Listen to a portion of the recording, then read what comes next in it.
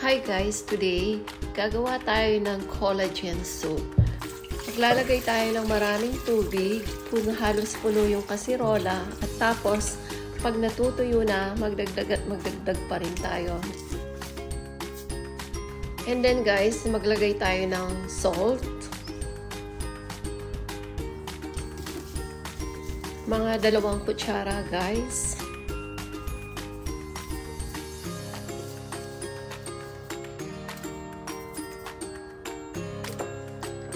And then, takpan natin at pakuluan natin siya, guys.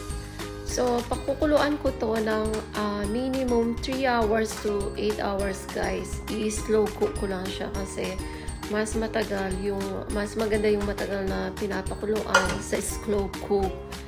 Mas lumalambot at mas nasisimot yung lasa ng buto at saka yung bone marrow niya sa loob. And then guys, ang ginamit ko nga palang mga bones dito ay buto ng baka. Ayan. Guys, pag malambot na siya, pwede nating ilagay yung mga panimpla niya. Ang aking mga panimpla ay yan, mga carrots, onions, and then, ground pepper, patis, at saka maraming pechay at repolyo. So, kumukulo na siya guys ulit. Pwede na nating ilagay yung sibuyas. Yan. Lagyan din natin ng ground pepper.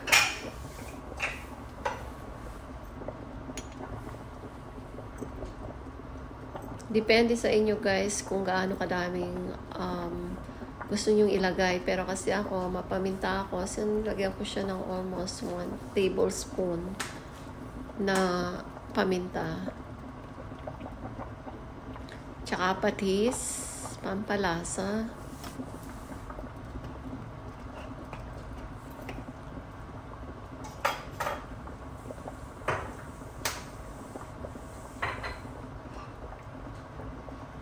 And then, isama na natin yung carrots, guys.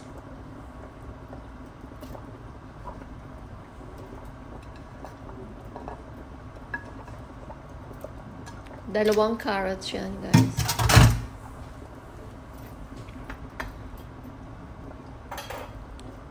And then, takpan ulit natin siya, palambutin. Kumukulo na ulit siya, guys. So, tikman natin kung tama na yung alat niya. So, okay naman yung alat niya, guys. Pwede na natin ilagay yung mga gulay. Ilagay na natin yung pechay at repolyo.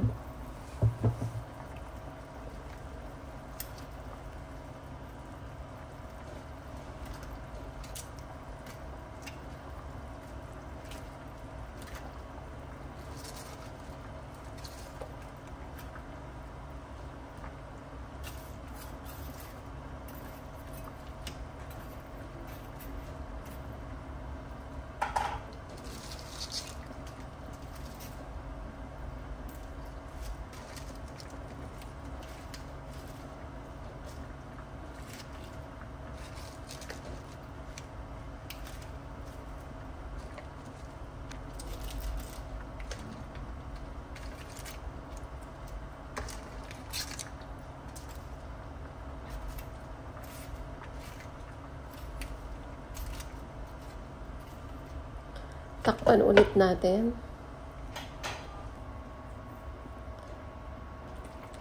Ayan guys. So, eto na yung final niya. Luto na siya.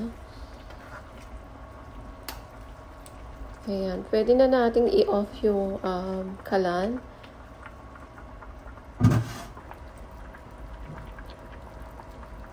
So, ayan na guys. So, ayan na yung kanyang final version. Luto na siya.